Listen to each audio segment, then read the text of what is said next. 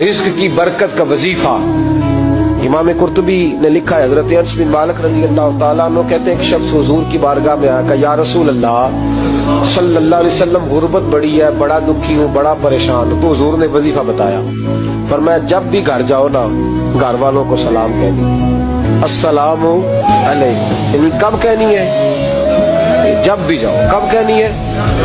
यानी घर से निकले माचिस लेने के लिए, वापस आके कहना अस्सलामु अलैकुम। फिर घर वालों ने कहा हो याद ही नहीं रहा था, वो तो चीनी भी खत्म हो गई है। फिर गए चीनी लेने, तो वापस आके फिर अस्सलामु अलैकुम। उन्होंने कहा खो नाराज ना होइएगा, पति भी नहीं चाहेगी।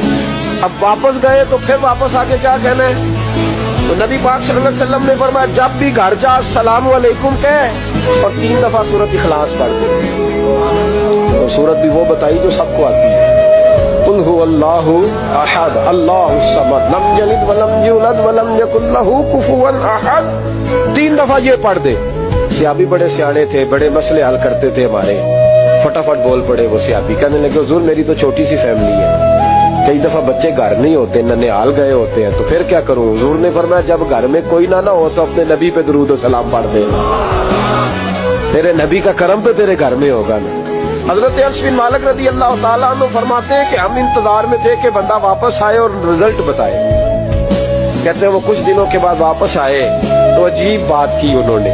हमसायों से कई दफा बंदे की नहीं ना इतनी बनती, और कई दफा लगता है कि मेरा हाथ ऊपर ही रह जाए, कहीं मुझसे तगड़े ना हो जाए। कहते हैं वो आए, नबी पाक सल्लल्लाहु अलैहि वसल्लम ने कहा क्या हाल है तेरा? तो अर्ज करने लगे या रसूल अल्लाह सल्लल्लाहु अलैहि वसल्लम वजीफा तो मैंने अपने लिए पूछा था, और मेरे तो हमसाये भी अमीर हो गए।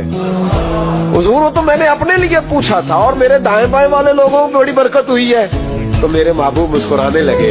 हुजूर फरमाने लगे गोया बरकतें तेरे घर में जब बरसी हैं तो छिन छिन के उनका फैज़ अल्लाह ने तेरे हमसायों को भी अता फरमाया।